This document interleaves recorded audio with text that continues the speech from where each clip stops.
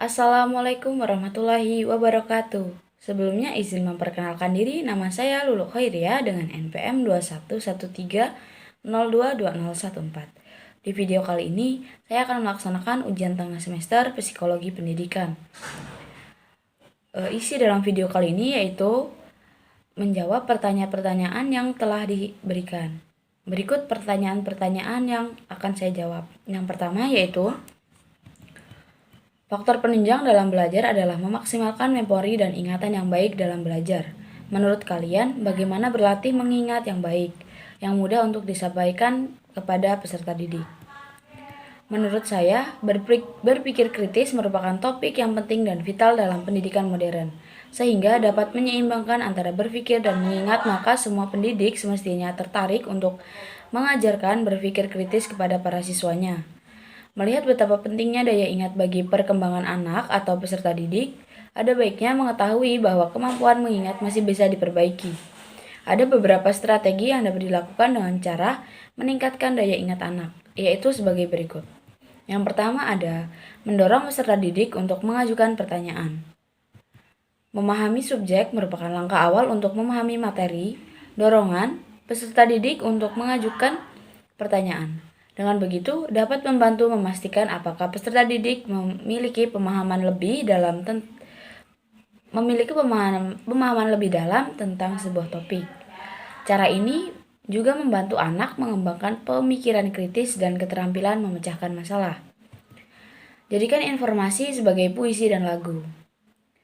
Pada poin yang kedua ini, kita dapat membantu peserta didik untuk membuat puisi atau lagu dari informasi yang ia dapatkan dan ia pelajari. Otak manusia memiliki kemampuan mengingat musik dan nada dengan lebih baik.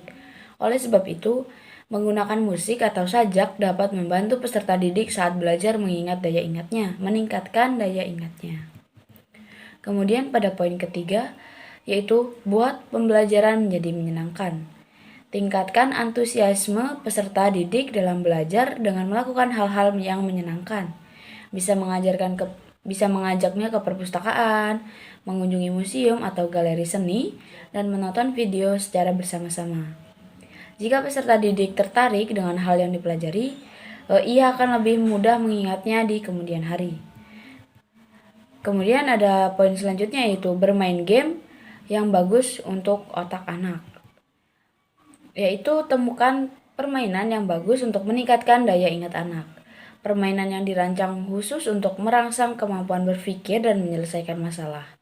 Sangat cocok untuk mempertajam kemampuan mengingat peserta didik, khususnya pada anak-anak. Kemudian pertanyaan yang kedua yaitu sebutkan dan jelaskan faktor-faktor yang mendukung prestasi belajar siswa. Sebagai peserta didik harus memiliki sikap berprestasi. Upaya apa yang harus pendidik lakukan agar memiliki semangat berprestasi? Jika anak tersebut sulit, juga bagaimana upayanya? Jawaban dari pertanyaan ini yaitu faktor-faktor yang mendukung prestasi belajar siswa yaitu yang pertama ada faktor internal atau faktor yang berada di dalam diri siswa tersebut, yaitu kondisi jasmani dan rohani siswa. Yang kedua ada faktor eksternal, faktor yang berasal dari luar diri siswa, yaitu kondisi lingkungan dan di sekitar siswa. Yang ketiga ada faktor pendekatan belajar, yaitu jenis upaya belajar siswa yang meliputi strategi dan metode yang digunakan siswa untuk melakukan kegiatan pembelajaran untuk memahami materi-materi pembelajaran. Menurut Daliono, di bukunya pada tahun 2007 pada halaman 55-60 mengemukakan bahwa faktor-faktor yang mempengaruhi hasil belajar yaitu sebagai berikut. Yang pertama ada faktor internal yang berasal dari dalam diri, yaitu ada faktor kesehatan, inteligensi dan bakat, minat dan motivasi, dan cara belajar. Kemudian yang kedua ada faktor eksternal yang berasal dari diri luar siswa, yaitu ada faktor dari keluarga, sekolah, masyarakat, dan lingkungan sekitar. Kemudian menurut Jali pada bukunya yang dicetak pada tahun 2008 pada halaman 1010, ada banyak faktor yang mempengaruhi belajar antara lain Yang pertama ada motivasi, yang kedua ada sikap, yang ketiga ada minat, yang keempat ada kebiasaan belajar, yang kelima ada konsep diri. Sebagaimana tenaga pendidik, kita harus dapat mengetahui atau merasakan keadaan emosional dan potensi yang dimiliki oleh siswa. Pendidik juga harus dapat memotivasi siswa agar semangat belajar dan berprestasi. Dari siswa tersebut dapat terpantik. Jika tidak jarang terdapat siswa yang memiliki prestasi atau keterampilan namun tidak ditunjukkannya dengan alasan yang sangat beragam. Disinilah peran pendidik untuk dapat membimbing dan mengembangkan bakat yang dimiliki oleh peserta didik tersebut. Sehingga secara perlahan peserta didik tersebut mampu memunculkan kepercayaan dirinya dan mampu mengembangkan prestasi yang ia miliki. Kemudian pertanyaan yang ketiga yaitu tuliskan beberapa solusi yang dapat ditempuh oleh seorang guru mengenai permasalahan yang timbul pada peserta didik. Jawaban dari pertanyaan ini yang pertama ada 1. Tujuan pendidikan nasional dalam Undang-Undang Nomor 20 Tahun 2003 yaitu mencerdaskan kehidupan bangsa dan mengembangkan manusia Indonesia seutuhnya, yaitu manusia yang beriman dan bertakwa kepada Tuhan Yang Maha Esa dan berbudi pekerti luhur, memiliki pengetahuan dan keterampilan, kesehatan jasmani dan rohani, kepribadian yang mantap dan mandiri, serta rasa tanggung jawab kemasyarakatan dan kebangsaan. Masalah adalah suatu keadaan yang tidak diharapkan oleh kita sebagai penyimpang kecil dalam bidang kehidupan yang kita alami. Permasalahan yang timbul akibat adanya berbagai faktor, yakni faktor internal dan faktor eksternal. Ruang lingkup masalah di dunia pendidikan sangat beragam, baik itu mikro maupun makro. Seperti halnya dalam proses belajar mengajar, masalah atau problem dalam pembelajaran sangatlah mungkin terjadi, dan ini bisa disebabkan dari berbagai faktor. Bisa dari peserta didik sendiri atau dari tenaga pendidik atau guru tersebut. Adapun solusi yang dapat guru lakukan dalam mengatasi permasalahan peserta didik yaitu yang pertama, guru dalam mengajar harus melibatkan anak secara aktif melalui kegiatan diskusi. Tugas kelompok agar anak tidak bosan berada di dalam kelas. Karena metode guru yang mengajar dengan ceramah saja akan membuat siswa merasa bosan dan tidak merhatikan. Yang kedua, guru harus mempunyai model pembelajaran yang bervariasi dalam setiap pertemuan agar tidak monoton, sehingga siswa dapat dengan semangat dengan adanya metode pembelajaran yang baru di setiap pertemuannya.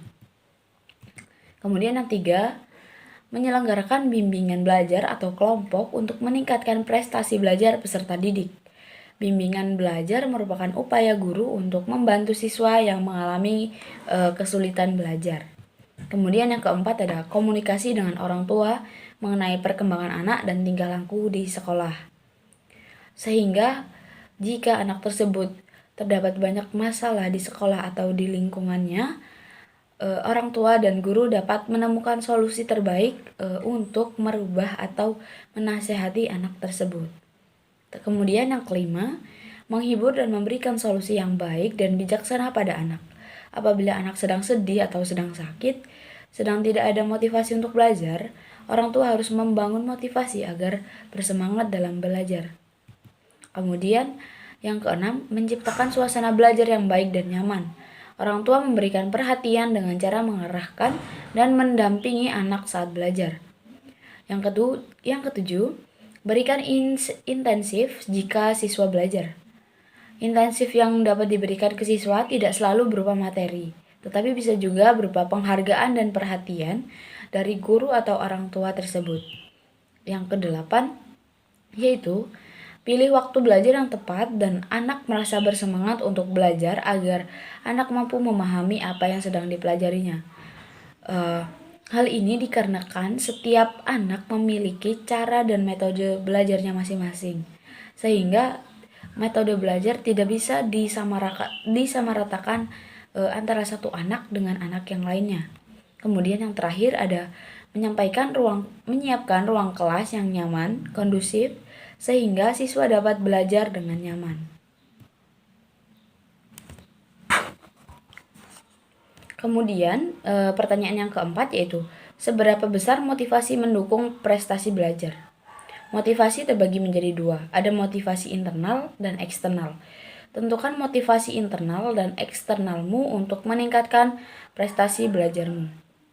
Pada dasarnya, motivasi merupakan bentuk usaha untuk mempelopori atau mengarahkan, serta menjaga perilaku seseorang terutama pada siswa agar tidak terdorong untuk melakukan peningkatan belajar dalam bidang akademik. Motivasi sangat dipandang pada dorongan mental yang menggerakkan dan tertuju pada tingkah laku seseorang termasuk perilaku belajar. Motivasi terdapat hasrat yang mengaktifkan, menggerakkan, menyalurkan, serta mengarahkan sikap dan tingkah laku pada individu belajar. Jadi dengan adanya motivasi, siswa akan belajar lebih giat, semangat, ulet, dan mempunyai daya konsentrasi penuh dalam kegiatan belajar. Kemudian motivasi dibagi menjadi dua, yaitu motivasi internal dan motivasi eksternal. Motivasi internal yang dapat meningkatkan prestasi belajar menurut saya adalah minat, kecerdasan, bakat, dan sikap, serta faktor eksternal yang mana motivasi ini berasal dari dalam diri siswa tersendiri. Semangat belajar dan rasa ingin tahu siswa terhadap suatu hal datangnya dari dalam diri siswa itu sendiri. Kemudian, ada motivasi eksternal. Yang dapat meningkatkan prestasi belajar menurut saya adalah lingkungan sosial. Lingkungan sosial sekolah, lingkungan sosial masyarakat, lingkungan keluarga. Motivasi eksternal ini biasanya yang sangat berpengaruh datangnya dari keluarga dan guru. Orang tua dan guru sangat berperan penting dalam hal ini. Orang tua memiliki peran untuk memotivasi dan memantik semangat belajar anak pada saat anak di rumah dan di lingkungan sekitar rumah. Sedangkan guru memiliki peran pada saat peserta didik berada di sekolah. Namun tidak hanya itu. Di luar ruang lingkup tersebut, peran motivasi eksternal inilah sangat dibutuhkan oleh peserta didik. Selanjutnya pertanyaan yang kelima, identifikasikan permasalahan sosial dan moral peserta didik saat ini, dan bagaimana upaya kalian sebagai calon guru memandang hal tersebut. Hal apa yang tepat untuk mengatasinya atau mencegahnya? Jawaban dari pertanyaan ini yaitu, hal ini terjadi karena individu berhubungan dengan individu lain ataupun lingkungan, sosial, dan budayanya. Sehingga terdapat permasalahan sosial dan moral dari peserta didik. Beberapa masalah tersebut diantaranya, yang pertama ada kesulitan dalam persahabatan, yang kedua ada kesulitan dalam mencari teman, yang ketiga merasa terasing dalam aktivitas kelompok, yang keempat kesulitan dalam menyesuaikan diri dalam kelompoknya, yang kelima kesulitan dalam mewujudkan hubungan yang harmonis dengan seluruh anggota keluarganya. Kemudian yang keenam, kesulitan dalam menghadapi situasi lingkungan sosial yang baru. Yang ketujuh, kesulitan dalam melaksanakan atau melakukan sosialisasi dengan lingkungannya. Yang kedelapan, tidak peka terhadap lingkungan. Yang kesembilan, tidak mau bekerja sama atau gotong royong. Yang kesepuluh, ada semangat belajarnya menurun. Kemudian yang terakhir ada terlalu mementingkan diri sendiri. Selanjutnya, upaya untuk mengatasi atau mencegah masalah peserta didik dapat dilakukan dengan mengikuti langkah-langkah sebagai berikut. Yang pertama, mengidentifikasi kasus, yakni upaya untuk menandai subjek atau anak atau peserta didik yang diperkirakan mengalami masalah. Kemudian yang kedua, identifikasi masalah, yakni upaya mengetahui inti permasalahan yang sedang dihadapi anak. Kemudian yang ketiga, diagnosis, merupakan langkah untuk mengidentifikasi karakteristik serta faktor penyebab masalah yang dialami anak. Kemudian yang keempat, prognosis, merupakan langkah untuk merumuskan alternatif upaya bantuan sesuai dengan karakteristik permasalahan yang dialami. Kemudian yang kelima, treatment, merupakan upaya pemberian bantuan itu sendiri. Kemudian yang terakhir ada tindak lanjut, dilakukan sebagai bentuk evaluasi terhadap upaya pemberian bantuan yang telah dilakukan serta kemungkinan penggunaan langkah-langkah berikutnya. Cukup sekian penjelasan jawaban dari saya. Jika terdapat banyak kesalahan yang disengaja maupun tidak disengaja, saya mohon maaf. Saya akhiri. Wassalamualaikum warahmatullahi wabarakatuh.